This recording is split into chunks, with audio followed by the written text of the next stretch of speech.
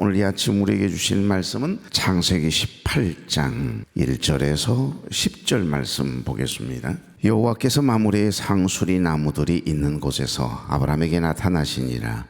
날이 뜨거울 때에 그가 장막문에 앉아 있다가 눈을 들어 본즉 사람 셋이 맞은편에 서 있는지라.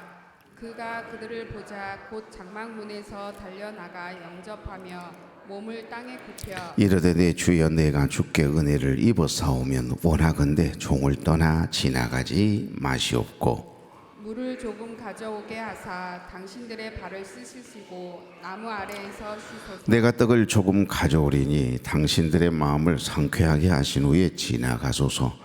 당신들이 종에게 오셨음이니이다. 그들이 이르되 내 말대로 그리하라.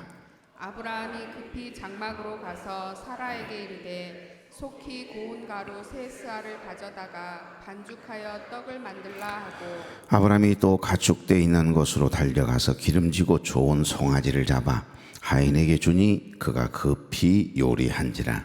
아브라함이 엉긴 젖과 우유와 하인이 요리한 송아지를 가져다가 그들 앞에 차려놓고 나무 아래에 모셔 그들이 먹으니 다 같이요. 그들이 아브라함에게 이르되 내 아내 사라가 어디 있느냐 대답하되 장막에 있나이다.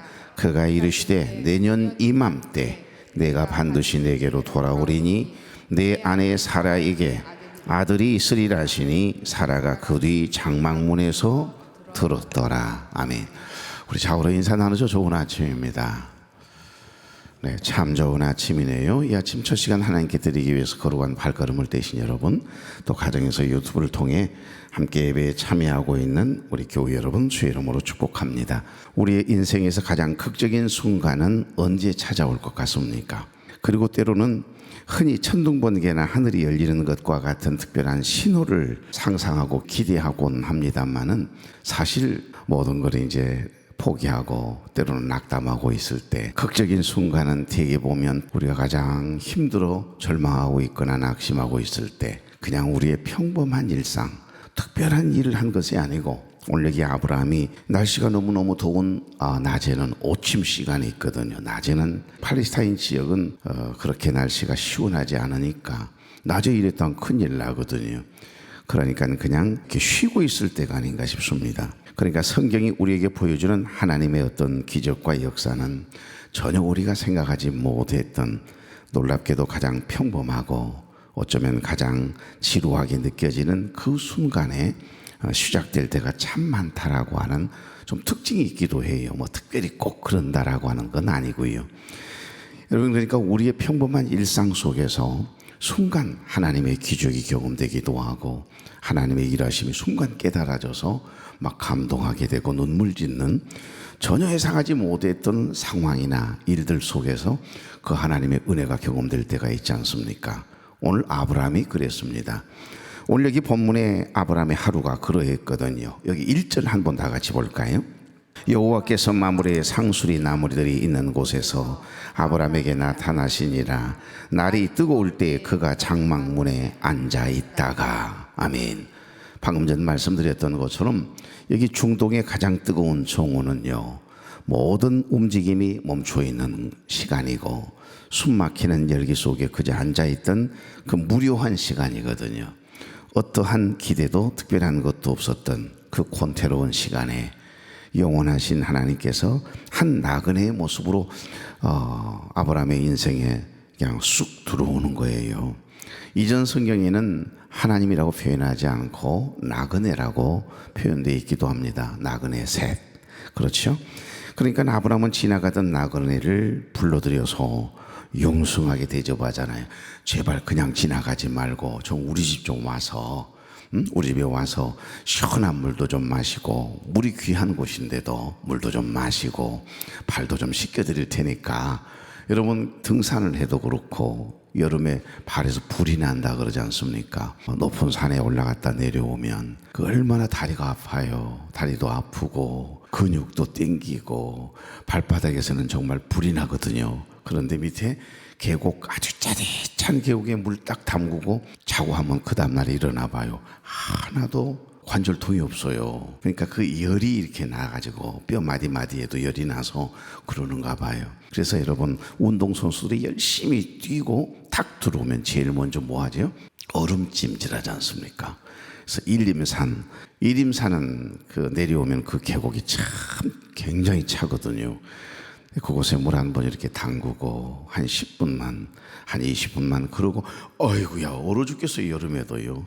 그런데 그렇게 찬물 찜질을 하고 그리고는 차에 타고 집에 들어와 샤워하고 잠자고 아침에 일어나면 전혀 아프지 않거든요. 그러니까 지금 이 시원한 물 한 잔이 이 나그네들에게는 얼마나 큰 그 행복이겠습니까? 이 중동의 가장 뜨거운 정오, 모든 움직임이 멈추고 숨 막히는 이런 열기 속에 그저 아무 생각 없이 멍 때리기를 하고 있는 겁니다. 지금 멍 때리기를 하고 앉아 있는데 세상에 세 사람이 쫙 지나가는 거예요. 그냥 지나가려고 하니까 아니 우리 집으로 들어오시라고. 그 나그네를 어떻게든지 좀 쉬었다 가게 만들고 싶고 대접하고 싶고 그런 마음들이 불쑥 일어났나 봐요. 그러니까 고대에 나그네를 환대하는 것은 그때 당시에 단순한 미덕을 뛰어넘어서 굉장히 강력하고 보편적인 종교적인 사회적인 의무로 여겼던 데입니다. 성경 곳곳에도 지나가는 나그네를 함부로 하는 것은 그것은 큰 저주다라고 하는 인식이 있었음을 이야기하거든요. 사사시대도 마찬가지죠. 지나가는 나그네를 잘 대접하면 신의 축복을 받는다. 그러나 지나가는 나그네를 박대하면 신벌을 받는다라고 하는 전승이 이곳저곳 전 세계 여러 고대 문명에 공통적으로 나타나는 기록들이거든요. 그 이유는 바로 나그네로 변장하는 신이라고 하는 모티브 때문입니다. 그러니까 지나가는 나그네 중에 때로는 거지의 모습으로 때로는 나이가 들어서 허리가 구부려져 있는 그 할머니의 모습으로도 때로는 오늘 여러분의 삶의 현장에 무심코 지나가는 여러분의 가게를 들어오거나 그 일터에서 만나는 그 사람이 그 나그네는 신으로 변장해서 가끔 이렇게 우리가 어떻게 환대하는가 사람을 대하는가 테스트한다 그래요. 그러니까 오늘은 그냥 함부로 보내지 말고 시원한 음료수라도 한 잔 꼭 챙겨서 먹여서 보내시오. 우리 교회는 택배 기사가 오든 짜장면 배달을 오든 목양실 휴게실에 가면 음료수는 전 잘 안 먹거든요. 음료수 거의 안 먹습니다. 근데 여러분이 가져다 주신 음료수요 즐비하게 다 박스 벗겨가지고 시원하게 언제든지 휴게실에 오셔서 목마름 오셔서 가져가세요. 하나씩. 정말 밑에 한 30개 정도는 꽂아져 있어요. 항상 꽂아져 있어요. 제 목양실에는 아직도 2박스가 밖에서 대기하고 있어. 냉장고 가려고 번호표 뽑고 기다리고 있다니까요. 그러면 오면은 어제 왔더라도 오늘 또 계속 만약에 온다 그러면 반드시 뭐 소방 점검으로든 엘리베이터 점검으로든 우리 집도 마찬가지입니다. 청소부 아줌마가 됐든 누가 됐든 반드시 음료수 하나라도 꼭 주거든요. 여러분을 평가하고 여러분이 어떤 분들인가를 알 수 있는 가장 좋은 방법은 여러분의 아파트에 청소하시는 아줌마에게 물어보면 제일 잘 알아요. 그리고 경비 아저씨 물어보면 여러분이 어떻게 삶을 대하고 사람을 대하는지 그분 예수 믿는 사람이었구나 전혀 몰랐네요. 그러니까 오늘 지나가는 만나는 모든 사람들을 나그네로 생각하는 고대 나그네로 변장한 신이라고 하는 이 모티브를 가지고 있었던 고대 사상을 생각하면 그러니까 그때 당시 아브라함도 지나가는 나그네는 절대 함부로 대하지 않았다라고 하는 그런 내용이죠. 자 여러분 그리스 로마 신화 중에 최고의 신으로 여기는 신이 누구죠? 신들의 왕 제우스 신이잖아요.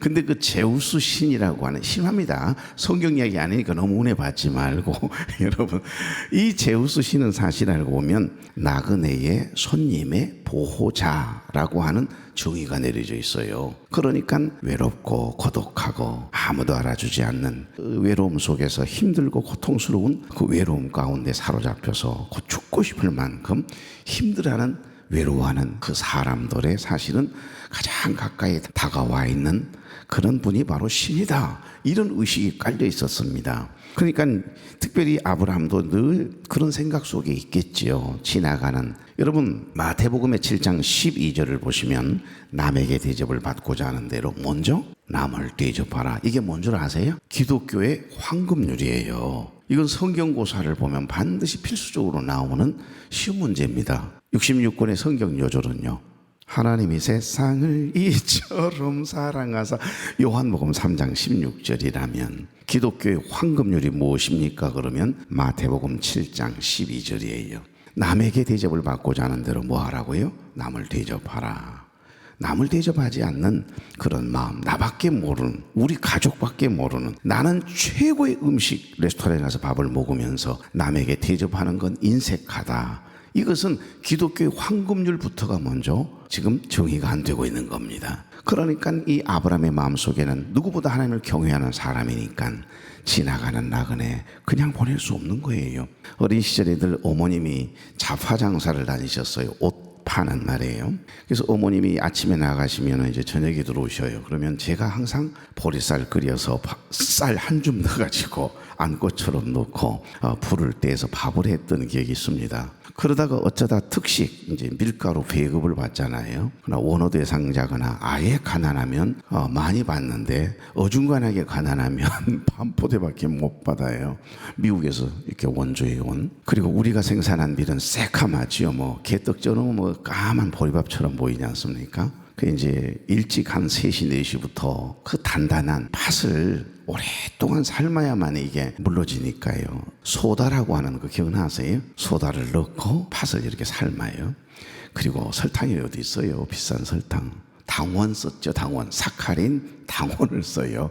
굉장히 달지 않습니까? 그러면 이제 죽을 써서 어머니 모실 때가 됐거나 아버님 모실 때가 돼서 이제 저녁 팥죽을 써놓고 있으면 그 어르신들이 일을 하고 저 산 있는 데서 이제 우리 집을 바로 벽 넘어가 길이니까요. 길로 이렇게 가시다가 이래가지고서 벽돌리로 이렇게 뭐 하나, 이 집은 뭐 하나, 뭐 한데 이렇게 김이 모락모락 나고 맛있는 냄새가 나나 이렇게 쳐다보곤 가시곤 하셨거든요. 그러면 들어오시라고 그래가지고 죽을 써가지고 다 나눠줘 버렸어요. 그래서 우리 먹을 죽이 없어서 내가 포대기로 요구르도 먹었던 기억이 납니다.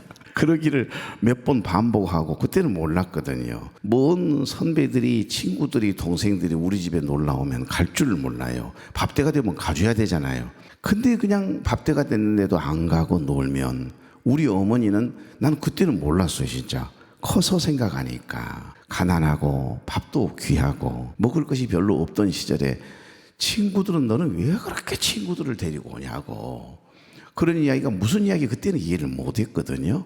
그런데 시간이 지나고 이제 크면서 가만 생각하니 내가 철이 없었구나 그런 생각이 들더라고요. 그때 우리 마음 안에 막 퍼주고 싶은 이 마음이 늘 있는데 이걸 어떡합니까? 나누고 싶은 마음이 있는데 어린 시절부터 뭐 늘 어머니가 그렇게 가르쳤고 하나님의 말씀을 통해서 선포되어지는 하나님의 말씀, 그러니 전도사님이 늘 하시던 말씀, 지나가는 나그네 함부로 대하지 말라는 그 말씀, 늘 성경적인 이야기를 들은 나로서는 그 마음이 어떻게 안 되잖아요. 이게 절제가 안 되는데 어떡합니까? 근데 나누면 나눌수록 마중물 넣고 펌프질하고 그리고 그 물 풀면 풀수록 끊어지지 않고 저 밑에 있는 샘물이 우물이 마르기 전에는요 마음껏 나눌 수 있잖아요. 그런 겁니다. 마중물과 같아요. 나눈다는 것, 대접한다는 것. 오늘 여기 본 말씀을 묵상하다 보면 하나님께서 아브라함을 찾아오시는 이야기인데 다른 때와는 좀 다른 분위기라고 하는 느낌 여러분 들지 않으세요? 하나님께서 되게 이런 식으로 아브라함을 찾아오신 적은 없었어요. 나그네로 변장해서 오신 적은 없었다 이 말입니다. 되게 아브라함이 그동안 지금 가끔 한 번씩 찾아오셨잖아요. 창세기 보면 꼭 8번 찾아오시거든요. 뭐 하려고 그런가에 세 있는지 모르겠습니다만 8번 찾아오시는데 찾아오실 때마다 이런 형태로 오신 적은 없어요. 변장을 할 필요가 없잖아요. 나그네로 변장해서 그 세 사람의 모습으로 올 이유가 없거든요. 하나님은 하나님이세요. 그래서 아브라함아 그러면 예 그러면서 지시하시고 축복하시고 약속하시고 가셨거든요. 그런데 이상해요. 다른 때와는 다른 분위기입니다. 하나님께서 이런 식으로 아브라함을 찾아오신 적이 없었는데 하나님은 항상 나는 전능한 하나님이시라고 당신을 분명히 소개하면서 아브라함을 찾아오셨고 늘 약속해 주시는 좋은 말씀을 해 주셨죠. 위로해 주셨죠. 그런데 이번에는 좀 달라요. 평범한 나그네의 모습으로 아브라함을 찾아오시는 겁니다. 성경에는 세 사람이라고 했는데 이 중에 누가 여호와 하나님이신지 어떤 학자는 그런 해석을 하기도 해요. 성부, 성자, 성령 삼위일체 하나님이실 거다. 이렇게 해석하는 분들도 있어요. 이해가 되는 부분이 있습니다. 자, 어찌됐든 아브라함은 정말 나그네가 하나님이시라고 하는 것을 정말 모르고 대접을 했는지 그것은 좀 궁금한 대목이에요. 이제 개혁을 하면서 하나님이심을 하나님의 사자 천사도 아니고 하나님이심을 분명히 이야기하고 있으니까 조금 이제 헷갈리는 건 좀 덜합니다만은 그러나 나그네의 모습인 건 분명해요. 세 사람이라고 했으니까요. 하지만 우리를 가장 궁금하게 하는 것은 하나님은 왜 나그네로 변장해서 아브라함에게 나타나셨는가라고 하는 겁니다. 평소와는 다르게. 여러분, 우리가 먼저 생각할 수 있는 대답은 히브리서 13장에 나오는 말씀 속에 담겨져 있거든요. 히브리서 13장 2절 말씀, 손님 대접하기를 잊지 말라. 이로써 부지 중에 천사들을 대접한 이들이 있었느니라. 성경 속에 가끔 나그네의 모습으로 다가온 그 천사들을 대접해서 복을 받는 이야기들이 종종 있잖아요. 근데 대표적인 사람이 누구예요? 오늘 여기 본문에 나오는 아브라함이 그랬고 또 오십니다. 부끄러운 구원을 받을 때이긴 합니다만은 융숭하게 대접을 하거든요. 천사를요. 그랬더니 천사가 이런 하나님의 계획, 그 심판을 이야기하고 얼렁 피하라고. 그래서 부끄러운 구원이지만은 소돔과 고모라 성이 불로 멸망당할 때 유일하게 구원받은 사람이 누구죠? 그 부인, 아내 되는 사람은 세상이 너무 좋아서 뒤돌아보면 안 된다고 했는데 뒤돌아보다가 소금기둥이 되잖아요. 불타버리고 말이죠. 그래서 두 딸을 데리고 그냥 뒤도 안 돌아보고, 그리고 두 딸은 저 멀리, 최대한 멀리 소돔과 고모라 성에서 피난하거든요. 그래서 살아나지요. 여러분, 이렇게 아브라함의 행동은 세 가지로 정리하면 굉장히 영적으로 민감성이 있다라고 하는 첫 번째. 두 번째는 최선을 다해서 최상의 것을, 가장 소중한 것을 하나님께 기쁘게, 그러니까 나그네를 위해서 기쁘게 내놓는 진정한 섬김, 대접이 있었다는 겁니다. 세 번째는 섬김의 자리에 임하는 기적이라고 하는 이 흐름을 이 말씀 속에서 찾아볼 수 있습니다. 여러분, 아브라함이 이렇게 위대한 이유는 첫째는 상대가 하나님인 줄 알고 극진히 대접한 것이 아니라 그저 도움이 필요한 평범한 나그네였음에도 불구하고 자신의 최선을 다해서 소중한, 즐기면 안 되니까 그 부들부들한 송아지를 잡았다 이 말 아니겠어요? 여러분, 만약에 나그네가 배고파하는데 송아지 잡을 사람이 어디 있어요? 아무리 가축을 이렇게 기르는 큰 부잣집이라도 여러분 절대 송아지 하나는 쉽게 이렇게 내놓을 수는 없잖아요. 그러니까 마음으로 자원해서 기쁜 마음으로 이 사람들을 어떻게든지 흡족하게 해서 보내고 싶은 그 마음이 있었다라고 하는 겁니다. 이게 사실은 아브라함의 위대함이고 아브라함의 성품이에요. 인성입니다. 아니요, 하나님께서 그를 열국의 아비로 삼으시겠다고 했던 것처럼 큰 그릇인 게 분명하거든요. 자, 두 번째, 아브라함이 위대한 이유는 무엇일까요? 그가 무언가 특별한 일을 하고 있었기 때문에 그가 위대한 것이 아닙니다. 그는 그저 앉아 있었잖아요. 그 오후에 그냥 꼬박꼬박 졸고 있었을 수도 있습니다. 하지만 그의 영은 깨어 있었다라고 하는 것을 알 수 있어요. 자, 2절 다 같이, 눈을 들어본즉 사람 셋이 맞은편에 서 있는지라. 그가 그들을 보자 곧 장막문에서 달려가 영접하며 몸을 땅에 굽혀 그랬습니다. 최상의 예우를 갖추는 거 보세요. 여러분, 우리가 지쳐가지고 졸고 있습니다. 지금 쉬고 있거든요. 근데 누가 손님이 오면 벌떡 일어나, 반갑지 않는 사람, 군대 갔다가 휴가 나온 아들이 아닌 이상은 그냥 지나가는 사람들인갑네.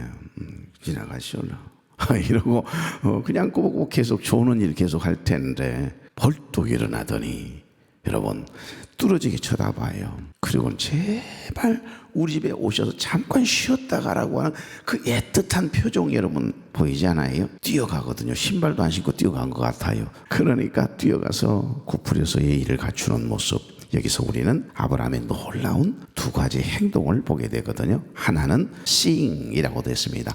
바라봄이에요. 내가 무엇을 바라보느냐. 여러분, 우리는 악수를 하면서도요, 나를 보고 악수를 해야 되는데 딴 사람 보고 악수할 때 기분이 좋습니까? 안 좋습니까? 그래서 내가 항상 우리 장로님 한 분에게 장로님 나 좀 보시오.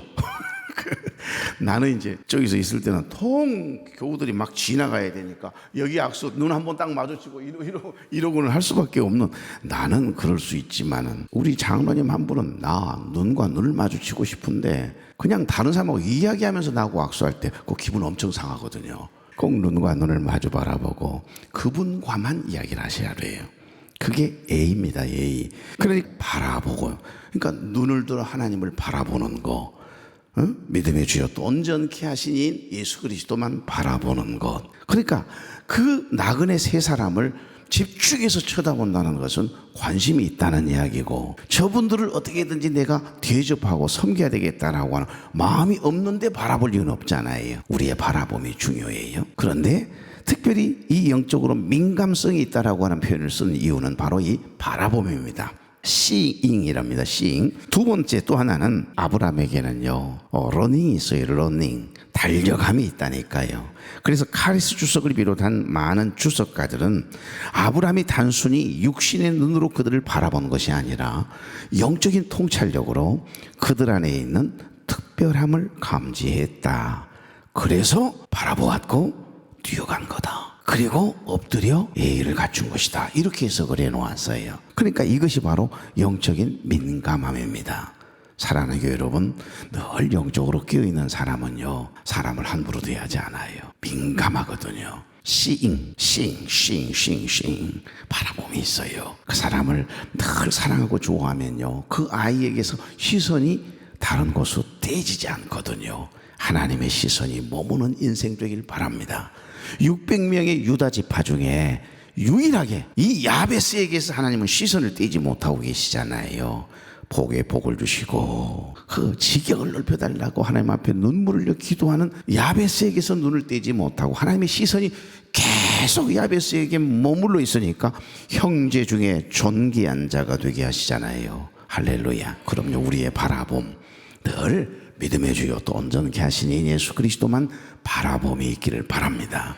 그리고 하나님의 백성된 저와 여러분은요, 한 사람 한 사람을 대할 때 가벼이 대하시면 안 돼요. 정말 바라보십시오. 그 사람의 형편, 사정, 그게 느껴지면 말하는 것이 아니고 가슴에 품고 기도해 주는 거예요. 그게 바라봄이거든요. 그 다음에 뭐 하라고요?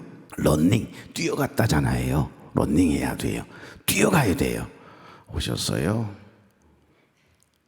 그냥 느그적 오면 참 나가 여기를 왜 왔는지 모르겠구나 생각이 막 잘못된 발걸음을 뗀 것처럼 나가 이 양반을 뭐 하려고 만나러 왔는지 모르겠다. 반가워하지도 않는데, 바라봐 주지도 않는데, 뛰어오기는 새로 일어나지도 않는데, 아이고 미안해요, 나를 이야기한 것 같네. 한참 지금 설교 준비를 타이핑을 하다가 말고 오셨어요? 들어오세요 이래놓고는 일어서지 않는 내 자신이 갑자기 생각나요. 정중하게. 오늘은 여기까지 하십시다, 여러분. 우리가 다음 주 또 이 말씀 이어서 나누면, 이 본문 그대로 다시 나누면 되니까요. 자, 두 가지 아브라함에게 특별함이 뭐가 있다? seeing, 바라봄. 그 다음 running, 뛰어갔다 이 말이에요. 그러니까 2절 말씀 그 한 절 안에도 깊은 영성이 있네요. 100세에 가까운 노인이 벌떡 일어나더니 이러면서 뛰어간 것 자체가 여러분 상대로 하여금 최대의 존경, 존중, 겸손함으로 자기 자신을 낮추고 반갑게 맞아주면 그 사람 여러분 또 만나러 가고 싶지 않겠어요? 그의 달려감은 단순한 행동이 아닙니다. 하나님께서 주신 이 기회를 놓치지 않겠다라고 하는 영적인 순간 하나님이 주신 마음을 붙잡는 겁니다. 그러니까 이분들을 놓쳐서는 안 된다. 이 세 분을 얼른 모셔오 가지고서 와상에 앉혀놓고 시원하게 물 한 잔 대접하고, 그리고 여보 최상의 밀가루 준비해. 그러더니 자기는 그냥 종들에게 가가지고서 흠이 없는 가장 부드러운 이 양질의 송아지를 한 마리 잡으라고 하인을 시키는 내용이 오늘 본문에 나오잖아요. 그 아무것도 아닌데 이상하게 상당히 그 아브라함이 오늘 깊게 생각돼요. 그렇죠? 여러분이 오늘 이 세대의 아브라함이 되길 바랍니다. 그래서 여러분에게 다가오는 한 사람 한 사람을 가벼이 대하지 마시고 귀하게 소중히 대하십시오. 그리고 seeing, learning 두 가지, 아브라함의 영성, 아브라함의 인격이 저와 여러분의 것 되어지면 그때 하나님께서 다 드시고 난 다음에 절대 그냥 가지 않아요. 꼭 선물 보따리를 하나 탁 던져놓고 가신다니까요. 그게 내년 이맘때입니다. 내년 이맘때 아들을 낳으리니 이삭이라 해라. 그리고 내 안에 사라 품에 아이가 안겨 있을 거다. 나 내년 이맘때쯤 올게. 그러고 가잖아요. 이런 은혜가 여러분에게도 경험되기를 주의 이름으로 축복합니다. 살아계신 하나님, 천둥과 번개와 같은 특별한 순간이 아닌 가장 뜨거운 한낮, 가장 권태로운 일상 속으로 나그네 되어 찾아오신 우리 주님을 보았습니다. 오늘 이 하루도 하나님이 누구의 모습으로, 어떤 모습으로 우리 곁에 찾아오실지 우리는 모릅니다. 아브라함이 부지중에 천사들을 대접하여 은혜와 복을 받았던 것처럼 세상의 분주함에 무뎌진 우리의 마음들을 깨워주시고 나그네로 다가오시는 우리 주님을 외면하지 않게 하시고 한 사람 한 사람을 그리스도의 마음으로, 주님의 마음으로 섬길 수 있는 마음, 그리고 영적인 영안을 열어주옵소서. 내가 쓰고 남은 짜투리 시간의 찌꺼기를, 재물에 남은 것을, 그것도 마지못해서 인색함으로 드리는 예물과 헌신과 예배가 아니라 나의 가장 소중한 것을 기쁨으로 내어드릴 수 있는 진정한 예배자가 되도록 우리 또한 붙잡아 주옵소서. 그래서 사랑하는 종들에게, 아브라함에게 부어주셨던 그 약속의 은혜 복이, 내년 이맘때의 복이 사랑하는 종들에게도 경험되어지는 생회 되게 하옵소서. 병상에 누워 하나님 치료 중에 있는 사랑하는 귀한 여종들, 남종들 친히 찾아가 주시고 어루만져 주시고 치료의 광선을 발하여 회복시켜 주시어서 송아지처럼 뛸 수 있는 건강을 더하여 주옵소서. 해외 군대 객지에 나간 우리 모든 자녀들, 수능을 준비하고 있는 사랑하는 우리 자녀들, 그리고 특별히 임용고시를 얼마 남겨놓지 않고 열심히 공부하고 있는 사랑하는 딸들이 있습니다. 기억해 주시고 문일지 10의 은혜 하나를 보면 열이 깨달아지고 공부했던 것들 중에 시험이 나와 눈물 지으며 시험을 치를 수 있는 은혜 또한 허락해 주시옵소서. 오늘 주님 앞에 첫 시간을 드리고 기쁨과 감사함으로 삶의 현장을 향하여 믿음의 발걸음을 떼는 사랑하는 종들과 오늘도 친히 동행해 주시어서 가장 행복한 한 날을 보내도록 종들을 축복해 주시옵소서.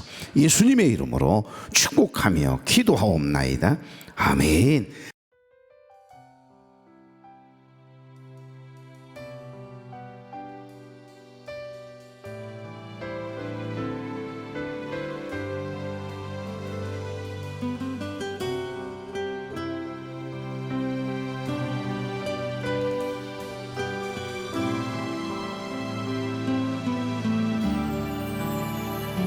슬픔 속에서도 울지 않는 것, 억울해서 울지 않는 것, 걱정할 수밖에 없는 상황 속에도 걱정하지 않는 것, 사랑할 수